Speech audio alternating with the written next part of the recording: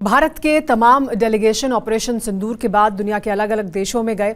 Malaysia जो प्रतिनिधि मंडल गया था भारत का, उसको लीड कर रहे थे जेडीयू के सांसद संजय झा जी, और हमारे साथ वो इस वक्त जुड़ गए हैं। उनसे बात करते हैं।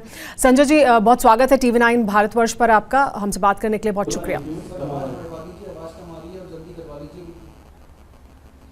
बहुत धन्यवाद। संजय जी, आपका डेलीगेशन आपके नेतृत्व में गया और दुनिया के और तमाम देशों में गया, और वहाँ पर भारत का जो पक्ष था ऑपरेशन सिंदूर को लेकर, आतंकवाद को लेकर, वो बखूबी रखा गया। लेकिन यहाँ देश में एक विपक्ष की तरफ से ये बार बार सवाल उठाया गया कि वहाँ पर आप इंडियन डायस्पोरा से ही आपकी मुलाकात हुई है, ज़्यादा और अहम लोगों से मुलाकात नहीं हुई। तो आप मलेशिया गए, वहाँ डेलीगेशन को आप लीड कर रहे थे। किन किन लोगों से आपकी मुलाकात हुई और किस तरह की बात वहाँ पर रखी गई भारत के पक्ष में?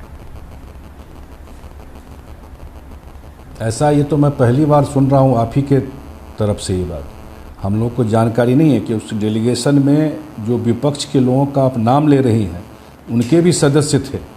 हम लोग अकेले नहीं थे, जो उस पार्टी के सदस्य भी डेलीगेशन में थे वो ज़्यादा बेटर बता सकते हैं।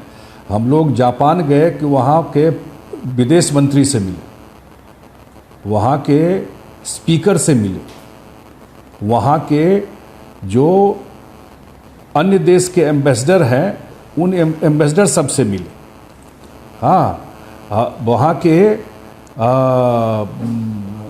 जो थिंक टैंक हैं उन लोगों से मिले। और ये मैं नहीं कह रहा हूँ आपको, मैं तो कह रहा हूँ कि उनके पार्टी के लोग भी उसमें थे जो डेलीगेशन में। अब ये जो चीप हरकत जो है ना, जो कुछ बचता नहीं है जब, तो आदमी इसी सब पर उतरता है। बड़ा मैसेज ये गया कि पूरा अपोजिशन से लेके रूलिंग पार्टी, ये ऑल पार्टी डेलीगेशन था, उसको लोगों ने अप्रिशिएट किया दुनिया में कि भारत एक वॉइस में बात कर रहा है। हर एक पार्टी के लोग हैं, हर एक रीजन के लोग हैं, हर एक स्टेट के लोग हैं। वो उनके लिए बड़ा सरप्राइज था कि ये टेररिज्म के खिलाफ पूरा कंट्री एक है। जो सरकार मैसेज देना चाहती थी दुनिया में कि पूरा कंट्री एक है जी, वो ऑल पार्टी डेलीगेशन के थ्रू एक बड़ा मैसेज और वो मैसेज गया भी। कई सवाल बताया भी कई कौन-कौन लोग मिले हैं। जी हाँ, कई सवाल कई जगह पर लोगों से पूछे गए। उनको ये हर किसी ने, शायद अलग अलग दलों के नेताओं ने यही जवाब दिया कि ये एकजुटता की बात है और इस मुद्दे पर, विदेश नीति पर, आतंकवाद के मुद्दे पर पूरा देश एक है, सभी पार्टियां एक हैं। आप कई देशों में गए, आपका तजुर्बा किस तरह का रहा और कौन सा ऐसी जगह थी जो स्टैंड आउट करती है भारत के का समर्थन, जहां सबसे ज़्यादा मिला भारत को? दो तीन बात है ना आप, हाँ, दो तीन बात है इसमें। एक जो सबसे बड़ी बात गई कि ये पूरा कंट्री यूनाइटेड है, जो भी जहाँ पर टेररिज्म हो रहा है उसके खिलाफ। दूसरा मैसेज ये गया कि जो प्रधानमंत्री जी का है न्यू नॉर्मल डॉक्ट्रिन, कि इंडिया अब बर्दाश्त नहीं करेगा कोई भी टेररिस्ट एक्टिविटी होगी तो कोई हम सबूत एक्सचेंज नहीं करेंगे, हम अब घर में घुस करके मारेंगे। जहाँ भी टेररिस्ट का सेंटर होगा वो इंडिया करके दिखाया। उसको अप्रिशिएट किए किस तरह प्रिसीजन के साथ जो टेररिस्ट इंफ्रास्ट्रक्चर था उसको ख़त्म किया गया। तीसरा, इंडिया न्यूक्लियर ब्लैकमेल नहीं सहेगा, ये मैसेज गया। ये बात हम लोग उन मंत्रियों को बोल रहे थे। ये आपको कौन बोला मुझे नहीं पता कि हम लोग किससे मिले हैं। हम तो बता रहे हैं कि विदेश मंत्री, वहाँ के स्पीकर, वहाँ के पार्लियामेंटेरियंस, वहाँ के कंट्री और जो इंडिया का पार्लियामेंट का फ्रेंडशिप ग्रुप है उससे, वहाँ का थिंक टैंक, वहाँ का जो अलग अलग देश के एम्बेसडर हैं उनसे, यही पूरा 9 बजे सुबह से 9 बजे रात तक चलता था। इसमें मैं ही नहीं, विपक्ष के भी MP उनसे भी पूछिएगा कैसा रहा अनुभव आपका, वो बता पाएंगे आपको। तो इतना रहा और बहुत ही स्ट्रॉन्ग मैसेज गया दुनिया में। जी जी, बताइए क्या बोल रही हैं? मैं जानना चाहती हूँ कि आपका मलेशिया का एक्सपीरियंस कैसा रहा, क्योंकि उसके बारे में ये चर्चा हुई और उसके बारे में कुछ इस तरह की खबर निकलकर सामने आई, जिसके बारे में हम आपसे जानना चाहते हैं, क्योंकि आप वहाँ लीड कर रहे थे उस डेलीगेशन को, कि मलेशिया में किस तरह का एक्सपीरियंस रहा, क्या वहाँ इंतज़ार कराया गया, इस तरह की कुछ अगर कोई जानकारियाँ निकल कर सामने आई हैं तो क्या है उस पर हकीकत? ना, हम लोगों को कहीं कोई इंतज़ार नहीं कराया गया। मलेशिया में जो हमारा शेड्यूल था, जिन लोगों से, पार्टी से, मंत्री से, वहाँ मलेशिया के पार्लियामेंट के स्पीकर से, वहाँ के थिंक टैंक से, वहाँ के मीडिया से, सब लोगों से हम लोगों ने मीटिंग किया, इंटरेक्ट किया। हम लोगों की सोशल मीडिया में सारा फ़ोटो है, टाइम दिया हुआ है, कब कब मीटिंग हुई है, वो सारा रिकॉर्ड पर है। ये कब मीटिंग था, कैसे किया, सारी मीटिंग हुई। हाँ, मलेशिया का थोड़ा सा टिल्ट रहता है, या टिल्ट नहीं भी है तो थोड़ा मे बी जो भी है पाकिस्तान के साथ, और वहाँ के एम्बेसी ने कोशिश ज़रूर किया था कि ये मीटिंग ना हो या निगेटिव प्रचार करना हम लोगों को ले करके, लेकिन हम लोगों को कोई समस्या नहीं हुई। बहुत ही सक्सेसफुल मीटिंग हुई, और जो पॉइंट हम लोग जो 4-5 पॉइंट रखे वहाँ पर जा कर के, और ख़ास करके जो 2-3 बात मैंने बताया आपको कि ये ऑल पार्टी डेलीगेशन है और एक वॉइस में इंडिया बात कर रहा है, ये समझ में आया। नरेंद्र मोदी जी का न्यू नॉर्मल समझ में आएगा, न्यूक्लियर ब्लैकमेल नहीं सहेगा, ये समझ में आया। 26 लोगों को धर्म के नाम पर सेग्रीगेट करके मारा गया, और उसके बाद उनको देश में डिस्टर्बेंस हुआ, पूरा देश में कोई डिस्टर्बेंस नहीं हुआ, ये समझ में आया उनको।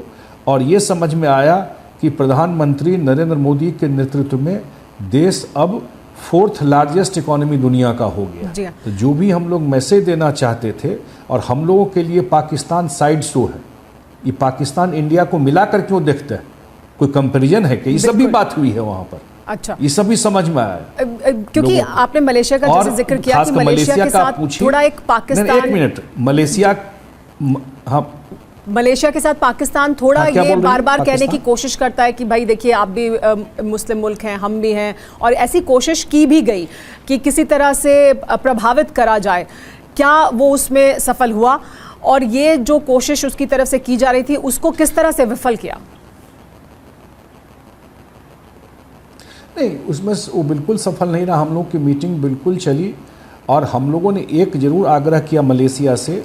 मलेशिया ओवरसीज इस्लामिक काउंसिल का मेंबर है कि भाई आप उसमें मेंबर हैं, और इतना बड़ा पॉपुलेशन मुस्लिम का इंडिया में भी रहता है, तो ये जो पाकिस्तान वहाँ पर रेजोल्यूशन लाता है इंडिया के खिलाफ, तो हम लोगों की बात को भी रखिए।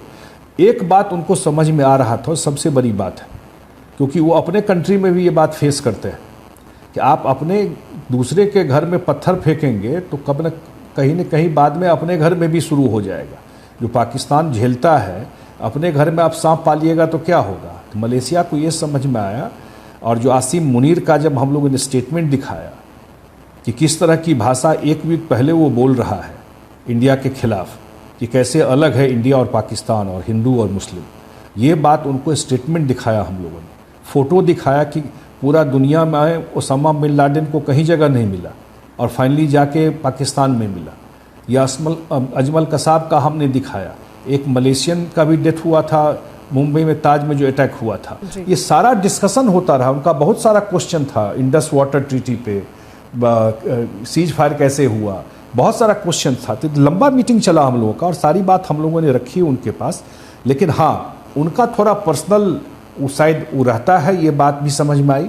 लेकिन हम लोगों की मीटिंग हमारी बात सुने भी, और लार्जली हमारे बात को अप्रिशिएट भी की। लेकिन संजय जी, एक ये भी आपसे मैं ज़रूर जानना चाहूँगी कि ये तमाम डेलीगेशन जो गए और उन्होंने किस तरह से बात रखी है भारत की, और भारत का पक्ष दुनिया को बताया है, उसकी चर्चा लगातार यहाँ देश में भी मीडिया में होती रही, बाकी जगह भी इसके बारे में लगातार बात होती रही, और पाकिस्तान ने भी फिर उसका देखी देखी कुछ और कोशिश की कि वो भी कहीं जाए, वो भी बात रखे। हालांकि वो उस तरह की कोई सफलता उन्हें हासिल अभी तक नहीं हुई है। लेकिन फिर कुछ तस्वीरें सामने आई, और उसको लेकर भी एक तरह का राजनीतिक हमला किया गया कि देखिए ये तो यहाँ पर गाना गाया जा रहा है, देखिए यहाँ तो तस्वीरें क्लिक कराई जा रही हैं, ये तो घूम रहे हैं, ये तो छुट्टी जैसा है। तो ये जो कुछ एक हमले हुए, उसको आप किस तरह से जवाब देते हैं, उसको आप कैसे देखते हैं? नहीं, मैं नहीं जानता हूँ ऑनेस्टली कि कौन सा, लेकिन हम लोगों का तो back to back 9 to 9 meeting रहता था। उसके बाद आप कहीं बैठे हैं, कहीं खाना खा रहे हैं, अब ये पर्सनल चीज़ों पर जा कर के कमेंट करना, आई डोंट नो, अब तो सोशल मीडिया का दौर है आजकल ये सब। लेकिन जो भारत सरकार ने और जो खास करके विदेश मंत्रालय ने जिस हिसाब से प्रोग्राम रखा था, उसमें तो सांस लेने का टाइम नहीं था। 9 बजे सुबह से हम लोगों का मीटिंग शुरू हो जाता था, और लास्ट होता था 8 बजे, 8:30 बजे, 9 बजे तक बैक टू बैक मीटिंग लगा रहता था। और फिर आपको सामान लेकर समय कहाँ रहता था उसमें। तो ये, लेकिन लार्जर इशू को देखना चाहिए। मुझे लगता है कि लार्जर इशू जो इस डेलीगेशन के थ्रू मैसेज देने के लिए हम लोग गए थे, वो लार्जर इशू था इंडिया का न्यू नॉर्मल, ऑपरेशन सिंदूर, पाकिस्तान का क्रॉस बॉर्डर टेररिज्म, उसका पुराना ट्रैक रिकॉर्ड, पहलगांव पर जो घटना हुई उसके बारे में डिटेल बताना और उसको लेकर के लोगों को सेंसिटाइज करना, और भारत का जो आर्थिक इकोनॉमी प्रोग्रेस ग्रोथ पर भारत का फोकस है, यही 5-6 चीज़ था जो समझ में आया लोगों को और अप्रिशिएट भी किए। जैसे कि एक फाइनेंशियल एक्शन टास्क फोर्स है जिस पर हम लोगों ने कहा कि उसमें पाकिस्तान को ग्रे लिस्ट में डालना चाहिए, पहले भी ग्रे लिस्ट में था।